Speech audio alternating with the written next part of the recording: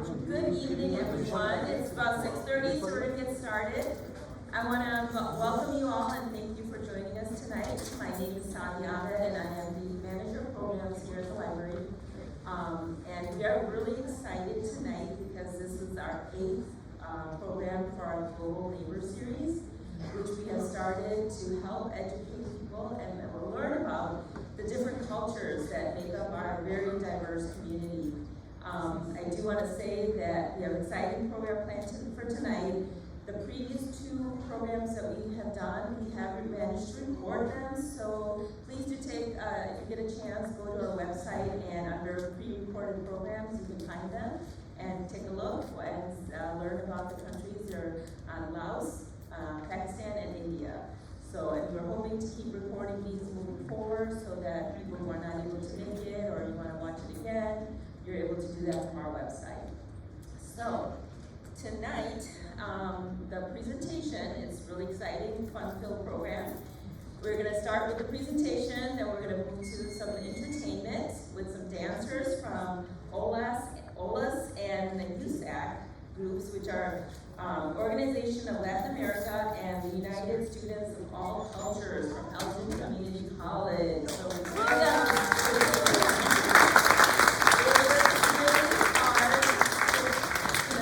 put on the show for you guys, so you'll enjoy that in a little bit here.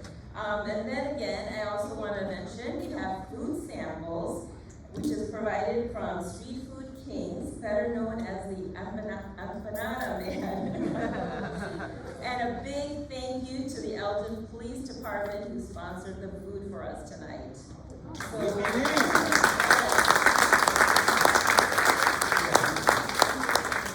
All right, so now to introduce our charming and generous presenter, Maria Barrero. She was born in the beautiful island of Puerto Rico and moved to Elgin 15 years ago with her family. She started her career as a bilingual volunteer tutor in local community schools and slowly made the transition to full-time roles in different school districts. She is a proud ECC alumnus and completed her bachelor's degree in sociology at the University of Illinois at Chicago. She became involved with nonprofit efforts in the Humboldt Park community in Chicago, planning multicultural and educational events for the community. She worked for the City of Elgin's Police Department for almost 3 years and just began her new role as the new manager of Community Engagement and Legislative Affairs at Elgin Community College. She hopes to expand her community outreach efforts to all Elgin residents, and her goal is to create and maintain partnership with the community, resources, and plan meaningful events where our community feels safe and acknowledged. So please give her a warm welcome.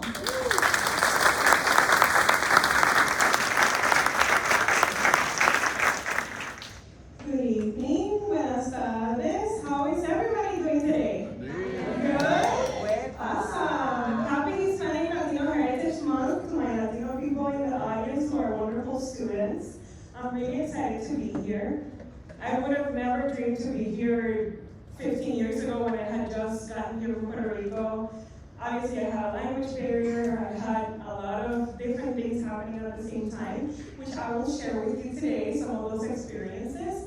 But I still have a lot of pride in my island, Puerto Rico, and I want to share that with you because we do have a beautiful, diverse culture.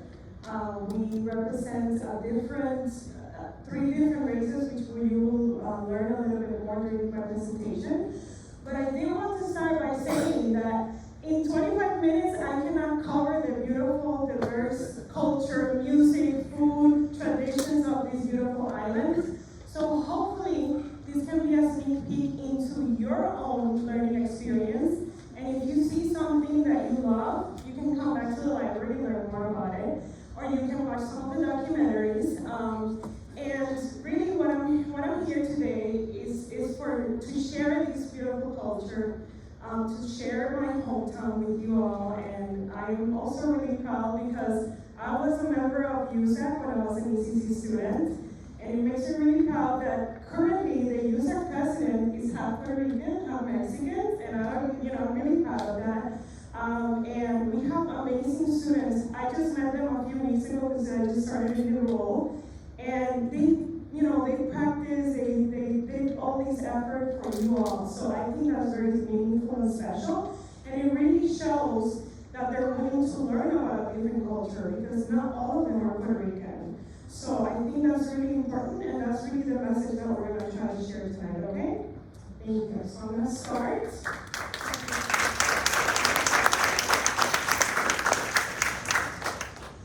So where is Puerto Rico located? So Puerto Rico is a beautiful island located in the Caribbean. We have it right here. I love this because it actually zooms into the area of the Caribbean where it's located. Puerto Rico is actually not just one island, it's a group of islands. A group of islands is called an archipelago. In Espanol, es un archipiélago. And you can see the smaller islands that form part of Puerto Rico, which are Culebra, Vieques, Caja de Muertos, Desecheo, y Mona y Monito. So, first, interesting facts. It's not just one island, it's a group of islands. One of those islands is the island of Culebra. And another interesting fact, in the island of Culebra, there's a beach called Playa Flamenco, and Playa Flamenco has been named by multiple tourist channels and notorious magazines as top 10 best beaches in the world.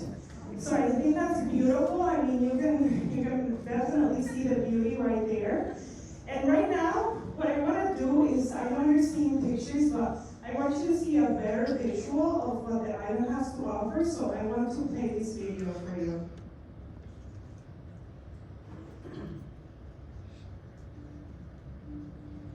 When Puerto Rico is nearby, you can feel it in your soul. The sounds our island makes, and the language our people use is distinctly Puerto Rican. I don't know if you guys have different words for the café polla, or café con leche, cortadito. Because all these words like hurricane, barbecue, they made it into not only the English language, but also other languages like French and German. Glacial is just sheet glass, where it makes surfing a lot more smoother and easier to learn on. We in Puerto Rico talk about pajaritos preñados, meaning that you might be bamboozled or easily distracted. I'm on a journey to understand our slang and discover its origins.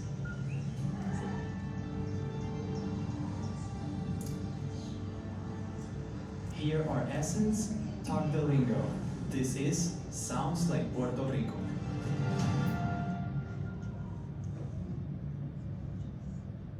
So like I said, this is a sneak peek. So Discover Puerto Rico is a video series where you can learn a little bit more about different components of the island of Puerto Rico. One of them is the sounds, and I don't know if you saw the little frog, the coquí frog. That's a very distinctive national animal in Puerto Rico. Right now, coquís can only live in Puerto Rico. There are some species of coquí frogs that were able to live outside in the Hawaii area, but all of the species in Puerto Rico can only live there. The Coquita Ino symbol, which we actually have in the back, and I encourage you guys to visit that station for all the visuals. I actually have a tattoo of it right here.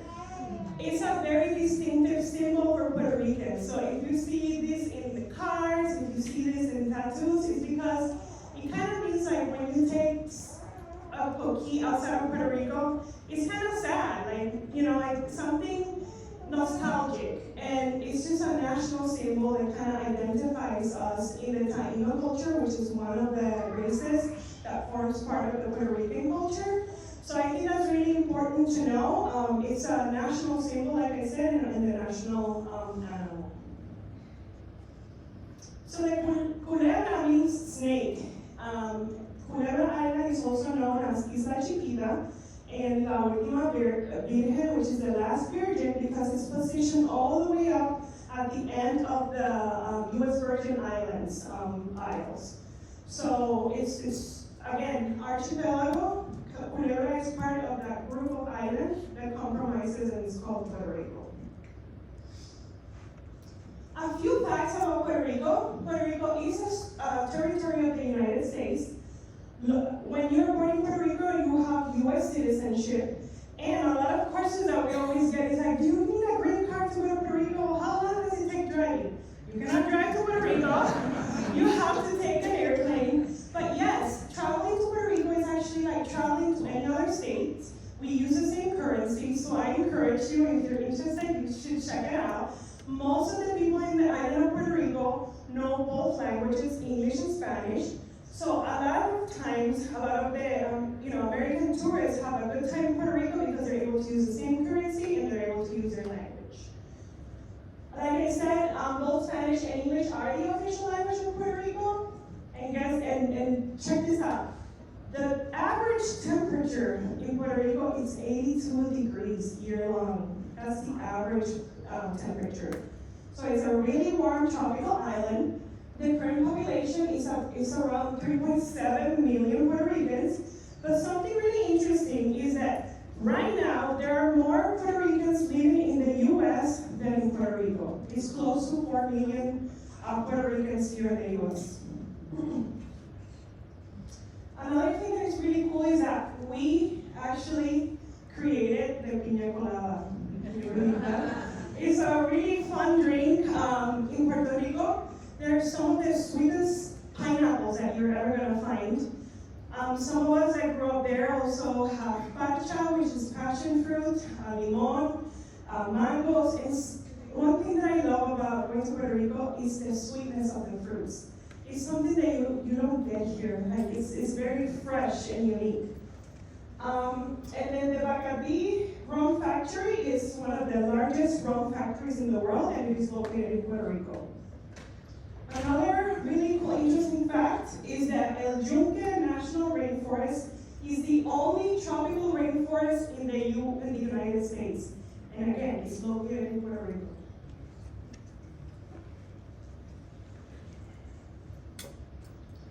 Las tres razas, the three races. Boricuas, have you heard of that term? Yo soy boricua. Pa' que tú lo sepas. Come on, guys, don't let me down. Puerto Rico's in the house. Okay, so Boricuas come from the Arawak Taino word of Boriquen. Boriquen was the original name of the island of Puerto Rico that was given by the Tainos. The Tainos are the indigenous people of Puerto Rico. You see here the three races that form part of our culture, of our heritage. Right in the middle, we have the Indo-Taino, the Taino indigenous, Africans, and Europeans from Spain. So I remember growing up, we would acknowledge all sides of our culture, all three races. Like you heard in the video, there are some words that are currently used in the US and in the English language and in other language like barbacoa, hurricane, all of that canoa, canoe, all of those are Arawak words that originated from the Taino language, which is really interesting, really fun. And then in Puerto Rico, we have representation from all of these cultures. So, something funny, side note, have you heard of this phrase, "Y tu abuela, dónde está?" And your grandma, where's she at? So this is a very funny phrase to share, and it's actually from the poet Fortunato Vizcarrondo. He explains the Afro-Caribbean heritage that we have. The poem is really funny because it kind of shares a little bit about, you try to be, all white, but your grandma, where's she at? And I wanted to share this because this is actually my paternal grandmother. You wouldn't be able to see, I know from afar people think, she's a white girl, which I would get that all the time when I got here, but I'm like, no, I'm actually Puerto Rican. And what that means is that we are a beautiful mix of three different races. This is my family as well. This is my mom, my dad, and each of the sides. So, really funny name, growing up Puerto Rican, some of my family was black, some look white, some look mixed, none of us look related. And it's basically an explanation that when people say, you don't know Puerto Rican, they really don't know what they're talking about. Because you go to the island of Puerto Rico, you see beautiful black Puerto Ricans, you see people with curly hair, red hair, blue eyes, tan skin, dark skin, and we're all Puerto Ricans. And we're all really proud of that because, again, we're a mix of those three races.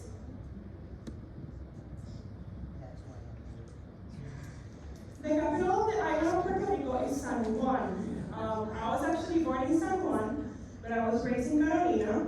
And San Juan is located in the northeastern part of the island. Quick fact about San Juan, it's the second oldest city in the entire Western Hemisphere. So again, a lot of colonial architecture, if you can see here. You can absolutely see the European Spanish architecture, beautiful city to visit. The best part of Puerto Rico is the food. And in the food, you can actually see all the influences that I was talking about. So Puerto Rican cuisine, known as local, but like cocina criolla, is a culinary hybrid complex of the island's history. It originated with Puerto Rico's indigenous residents, the Taino, who farmed the land and gathered seafood from the island's beautiful coastline, Spanish with the addition of grain, rice, and other ingredients, and the African culture added more ingredients and cooking techniques.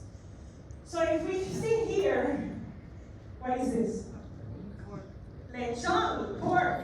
We have arroz con gandules, we have a variety of frituras, which are different fried food items, and to be honest, I can talk about Puerto Rican food a lot more, but this is just a sample. Again, the lechon, it was brought by the Spanish. Some of the yuca frita, the yuca cassava was cultivated by the Tainos. Why is it fried? Because the African influence has the fried foods. And then the arroz con gandules, Puerto Rican rice, which I make amazing Puerto Rican rice. But it's also a mixture of the gandul and the rice, so it has different influences. There's this joke that you have Puerto Rican, and not too far from the Puerto Rican, there's a Puerto Rican flag. And it's because we are very, very proud of our flag. We actually have a live sample here, all the way in the back as well. So the 3 red stripes represent the blood from the brave warriors. The 2 white stripes represent the victory and peace. White star right here in the triangle is the beautiful island of Puerto Rico. And the blue represent the sky and the blue waters. Why are Puerto Ricans so freaking obsessed with their flags? Why are they always showing it off? Did you know that from December 10, 1898, all the way to 1952, it was illegal to display the flag if it was not with the American flag? How do you think the Puerto Ricans felt without having that right to share their flags with others? And that can give you a little idea why we're so proud of that. So, and again, it's a beautiful flag. I don't care what anybody says. It's beautiful. It's the best one. So I know I talked a little bit about Puerto Rico and the beautiful touristic sounds of the island, of the flag, San Juan. But something that you really need to know is that why are we here? Why are we in Elgin? How come there are so many Puerto Ricans here? So in 2019, Illinois had the 9th largest concentrations of Puerto Ricans in the United States. And that meant a population of 207,000 Puerto Ricans. Puerto Ricans have had a presence in Elgin since 1940. And according to the Center for Puerto Rican Studies, there are 2,800 Puerto Ricans in Elgin approximately. So something that I really wanted to talk about was El Puente de Comunicación. We actually, Puerto Rican leaders in Elgin in the 1950s and 60s were some of the people who advocated for bilingual support, bilingual education, and even access to better economic status here for all Latinos in Elgin.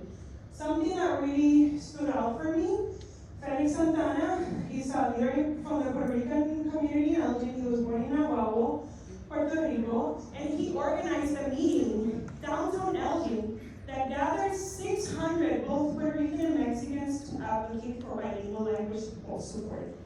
Interesting fact, not a lot of us know this because it's not shared, unfortunately, but I wanted to bring that out because it's important to know that right now we have a lot of amazing programming like this, bilingual support in our schools, but it was thanks to some of these great Puerto Rican leaders who joined forces with other Mexicans in the community to make this happen.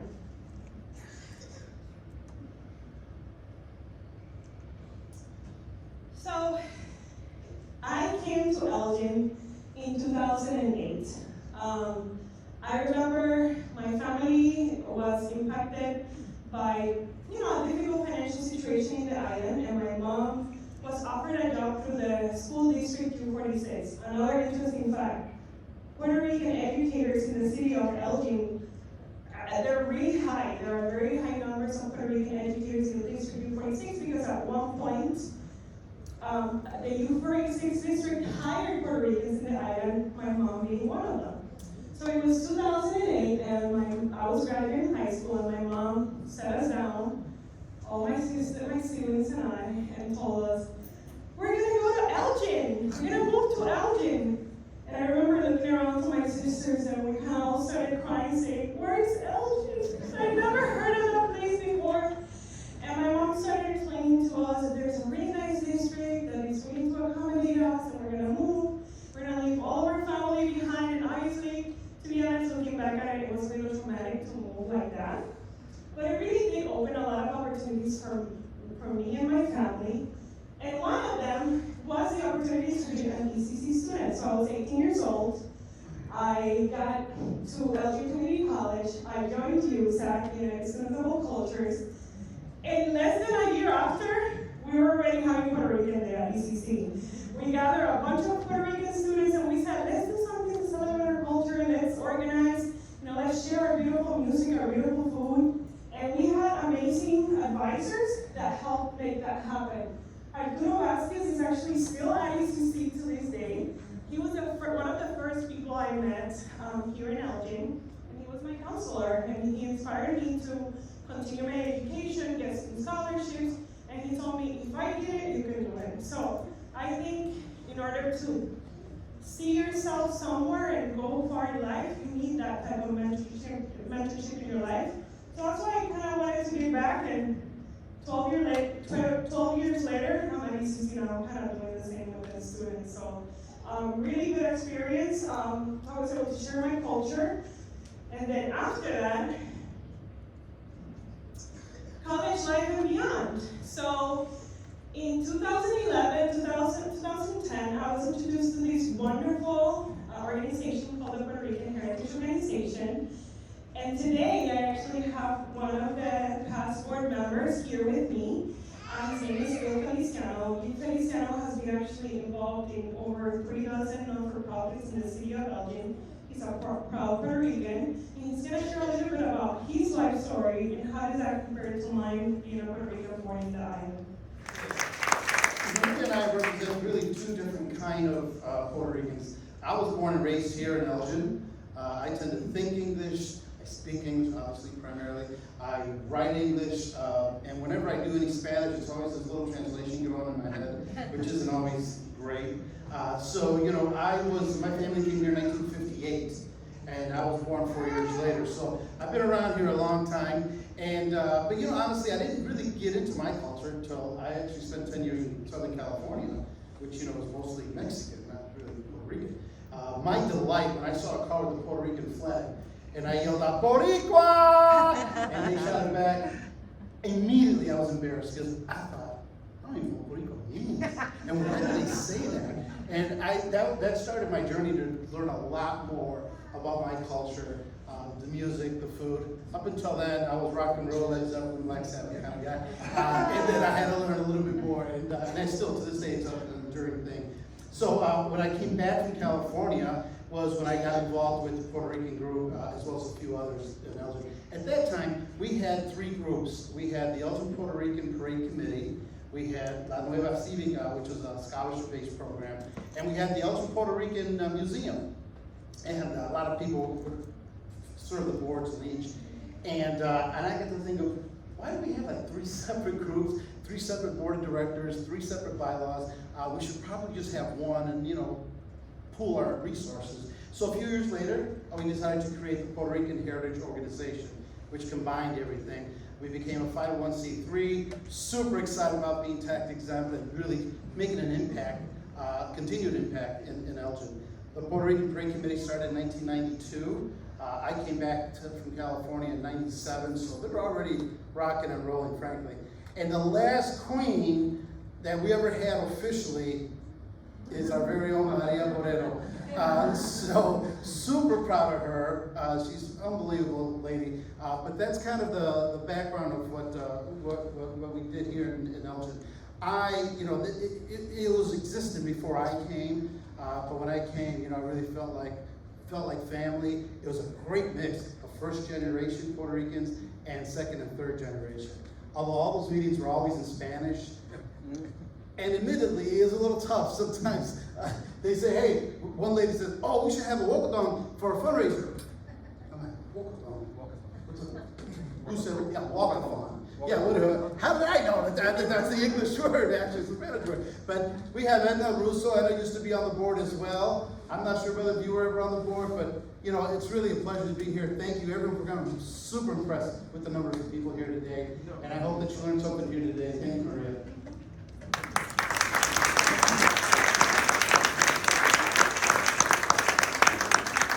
So I just wanted to end by saying that, to be honest, I could have put a lot more pictures up there of me, my family, some of the things that I've enjoyed doing here in the city of Elgin, but one thing that really, really touched my heart was when I got here from Elgin, I met people from India, I met people from China, I met people from Mexico, I met people from Poland, Irish people, and they all kind of have this love for Elgin, and everybody I felt like part of a community, and Elgin opened the doors for me. I actually ended up becoming ECC's guest commencement speaker for 2011, and I couldn't even believe it. I'm just trying to survive here. I'm a broke college student trying to make it happen, doing performances, sharing my culture with the people. And they told me that your story resonates with others. It doesn't matter if they're Puerto Rican or not, because a lot of people come to Elgin and share their culture and their history and their families with others. So I think the future is bright, as you can see. We have students who are dedicated. We have a lot of leaders here committed to continuing this programming and continuing sharing the culture with others. And I love the fact that this series is called Global Neighbor Series, because we're all neighbors in the city of Elgin and we can all make it better by understanding, listening to each other. Doesn't matter what side of the, politics, all of that aside, we all come from our hometowns and we are able to share that with others, and we have pride, and I feel like Elgin has accepted that, all of those differences. So I'm really excited for the future. Like I said, part of my legacy that I want to build is to continue embracing my culture with the students and continue ensuring that these type of programming and our culture is shared with others. So I encourage you to check out some of the visuals that Annie Hernandez, she is here somewhere, she helped us out with creating some of these great visuals and interesting facts. Because like I said, I didn't talk about the bioluminescence bay, I didn't talk about amapolas, I didn't talk a little bit about, a lot about the Tainos, but it's there. And hopefully this can give you a window of opportunities to come back to the library, check out materials, explore our beautiful island, and you get to get a sample of Puerto Rican food, which is the best.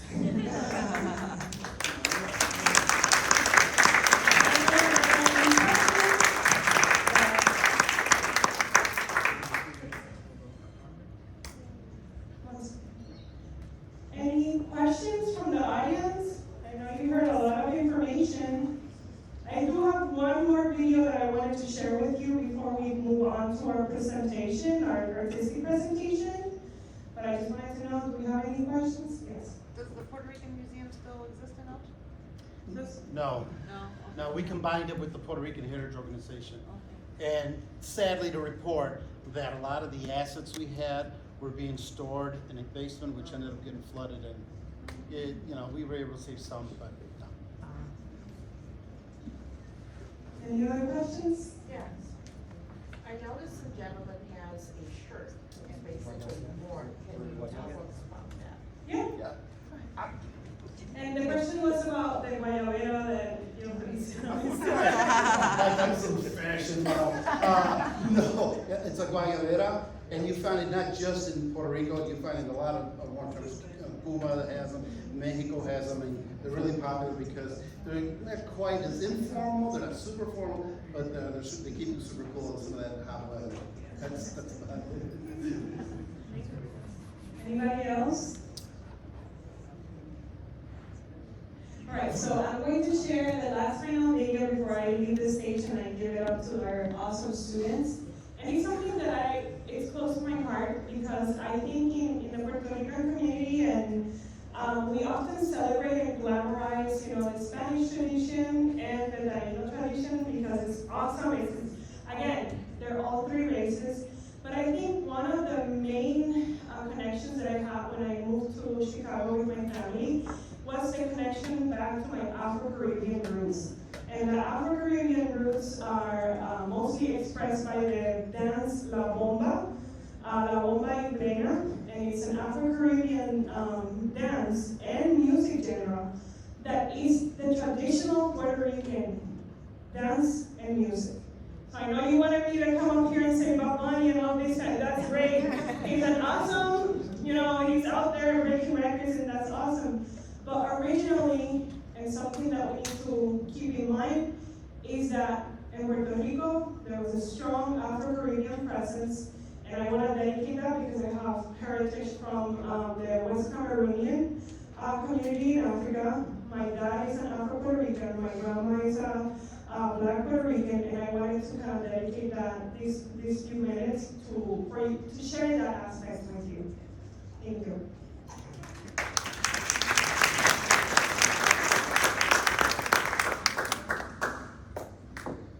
Is our legacy handed down from our enslaved ancestors. Our forefathers were brought to these islands, and with them was the development of bomba. It was basically developed in the sugar plantations, and in those plantations, which were mainly in the coast, the bomba was part of the daily living of those that were enslaved. The bomba is not only the word of the genre, it's also the word of the instrument. These are bombas, also known as boleador, if it's the one that keeps the constant rhythm, the pattern, which is the solid foundation of that rhythm. The second drum is el seguidor o primo. This one follows the dancer. In the bomba, the dancer is the one who marks the rhythm, marks the beat, and does his expression.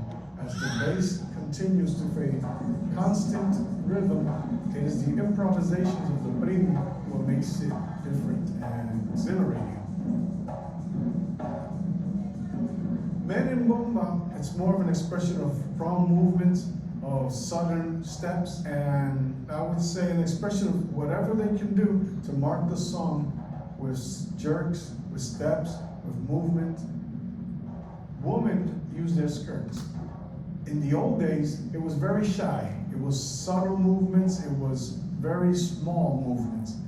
But it was then that Doña Caridad Brenes Cepeda, she said, it's my turn now.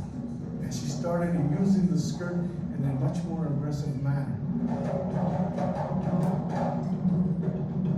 And it caught on. She took the woman's role in the bomba and exalted it, putting it in the forefront of the bomba. That's why wherever you go and you see bomba, women are in charge. And the women have made it better and better and better. And such an evolution is expressed through the skirts. Women move their skirts with more pride. They raise it higher than before. They jerk it. They express themselves, and that's their tool. It's expression. It's feeling. It's sentiment. It's used when you're happy, when you're sad. It's used when a child is born, when a parent is lost, when a brother has left us.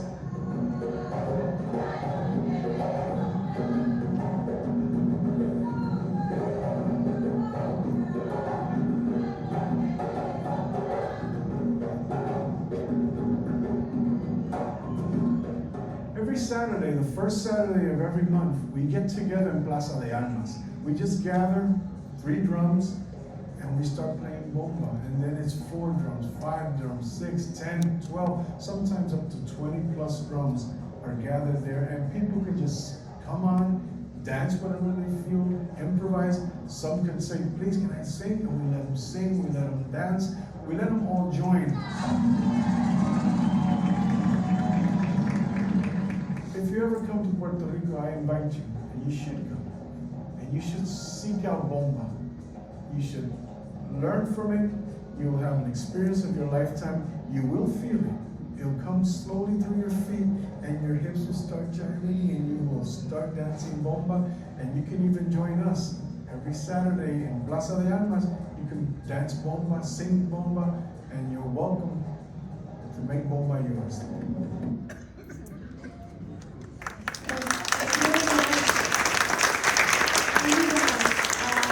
I'll stay here, but I actually have to go. It's my husband's birthday. I have to go right away. However, I'm not going to miss the students dancing. So up next, students from the United Students of All Cultures and the Organization of Latin American Students from Elgin Community College. They've been working hard. Let's give them a round of applause. Yeah.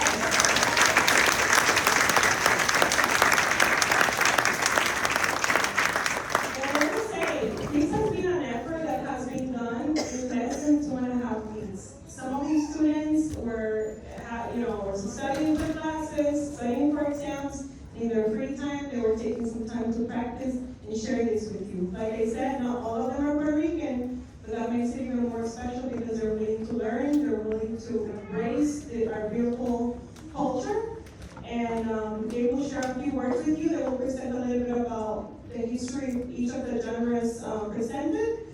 But once again, thank you, ECC students.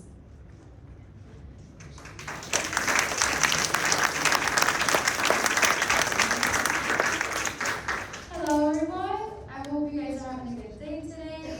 So my name is Elizabeth Perez and I am a student of EDC, aka Elgin Community College.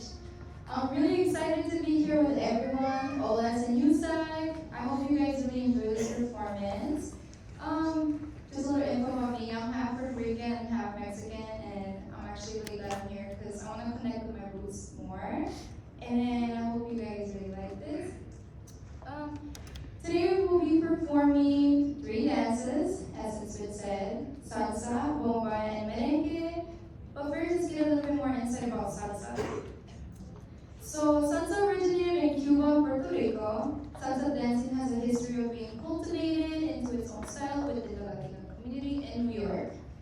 Salsa is a fusion of many music and dance styles in the Caribbean, including cha-cha-cha, rumba, mambo, cumbia, and more. As a result, salsa dancing truly offers its own unique culture and truly has the flavor all on its own. When people think about salsa dance, they often picture flowy red dresses, heels, and swift movements. The movements involved in salsa dancing can often be fluid and passionate, creating an intense performance between partners as they dance together. Depending on their approach, dancers may adhere to choreography or adopt a more fluid or freestyle performance. So, we will start with dancing salsa along with Yusak and Olas. I hope you guys enjoy this performance. Thank you.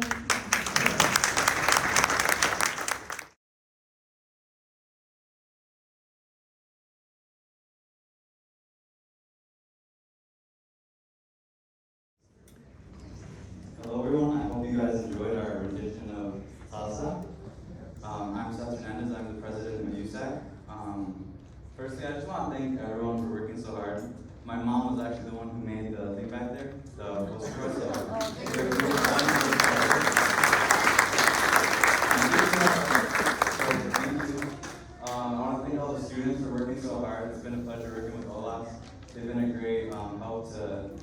and yeah.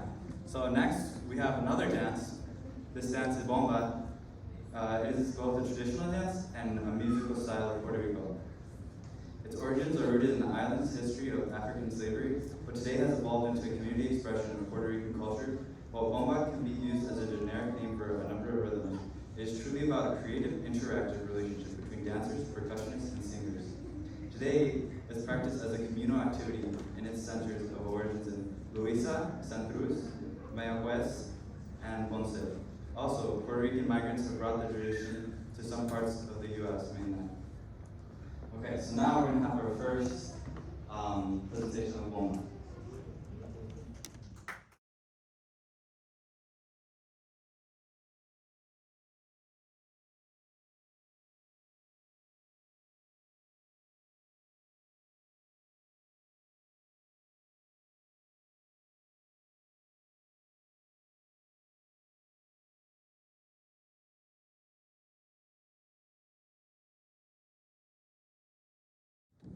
Hello.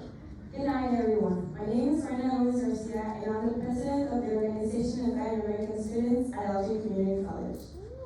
Our purpose is to share our culture through a series of events and meetings following our 4 pillars, which are social networking, community service, fundraising, and education. Next up, we have merengue.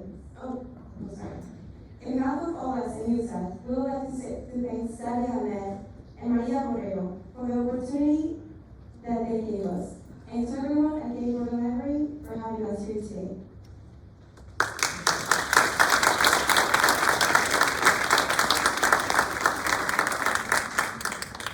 Next up, we have merengue. Merengue is a style of dance that originated in the Dominican Republic and consists of a basic 2-step performed in a waltz position. In Puerto Rico, it's typical to sidestep and incorporate elaborate twists and turns to make it more fun. Merengue is often thought as a dance of the Dominican Republic, but it is also one of the traditional musical styles of Puerto Rico. Distinct from mambo, salsa, bachata, cha-cha, rumba, and other Afro-Caribbean Latin dance styles, merengue is both the music and dance of the Dominican Republic and Puerto Rico. Merengue isn't just a music genre. Merengue dance is a dance that variant containing African elements. The different manner in which it was danced are labeled as a corrupting influence by the local elite. Laws were weekly passed where people were fined and imprisoned for indulging in it. Under such extreme pressure, Puerto Rico's merengue died out within 40 years, but it did have the last laugh. It is still very influential and one of the favorite type of dances known in the Latin culture. This is merengue.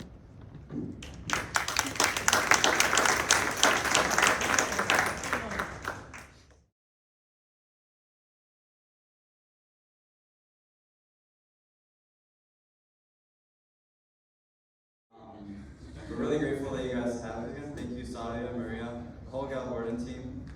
Thank you everyone for coming, really appreciate it. And now, I would just like to say thank you to everyone who attended today's event. We are really grateful for the opportunity that we received. And us as Columbia Community College, we would like to engage more with the community, and this is a great opportunity for us. So yeah, thank you for everyone who's here today.